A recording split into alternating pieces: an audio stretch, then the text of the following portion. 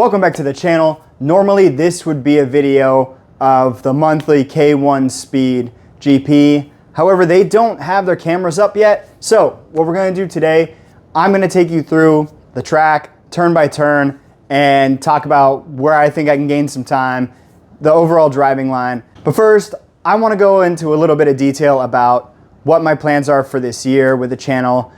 As some of you might know, if you saw my F1 predictions, I'm gonna drop Formula One content completely, other than maybe some prediction shorts. But I really just wanna focus on the channel and what gets me excited and what it really means to me, which is working on this car, working on my other car, getting into some racing, and just having a really good time. So to keep myself honest, I'm making this first half of the video to kind of lay out what my plans are. Every Friday, starting this Friday, I'm gonna alternate videos between working on this car, doing small little upgrades, mostly accessories early on, and kind of just working up to some really cool stuff. And then the other Fridays are gonna be working on the Lancer, more detailed projects, exhaust, brakes, all the things that that car needs to just kind of take it up to an average car.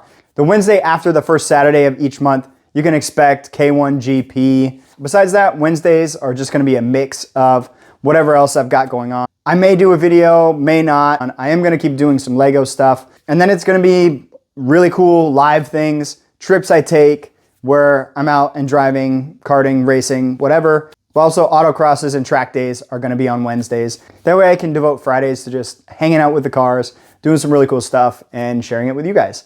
But with that, let's go all in for the Tukwila track drive-through. We're gonna kind of skip the first corner initially and catch it at the end, because the main thing the first corner does is set you up for the second corner. The second corner, you wanna be right about here and aiming straight by the time you hit the brake. Anything more than a tap, and it's gonna take a while for that accelerator to kick back in. And if your front wheels aren't straight when you start hitting the brake, you're definitely gonna feel yourself slide.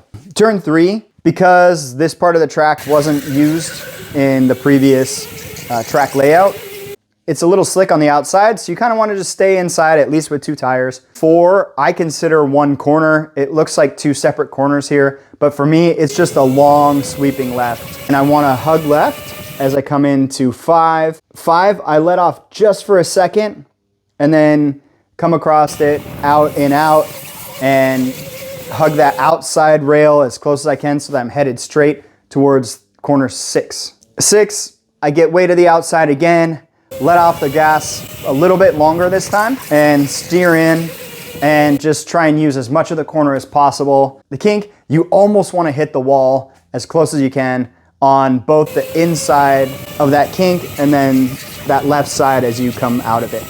8 is the only other corner where I use the brakes. The kink doesn't slow you down really, and so you're just coming into it, full throttle, a little brake on the outside, come in and focus towards your last corner.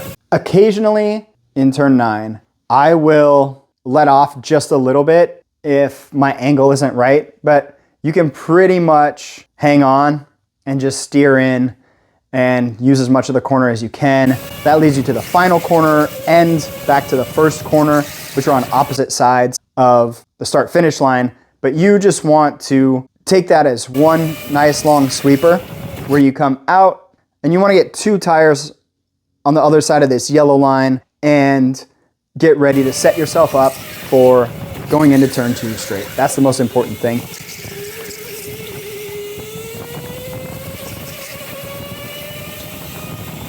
Overall on the day, it was pretty successful. I had a great time, first of all. This track with the new karts and everything is fantastic. Way, way cooler than Redmond has been. It feels like it's double the size at least.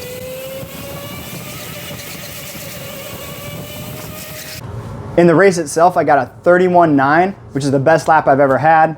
And I was really getting close to catching second place. I could feel myself getting closer until that yellow flag kind of just ruined everything. I hope you enjoyed the breakdown of the track. Hopefully next month, they'll have their cameras up so we can get out on the track and I can just show you the whole thing. In the meantime, I can't wait till this Friday. I'm gonna get some accessories on the 8.6, see if they're worth it, see if they're cool, and see if they're gonna stay on the car. If you like this video, please hit thumbs up, subscribe, and we'll see you in the next one.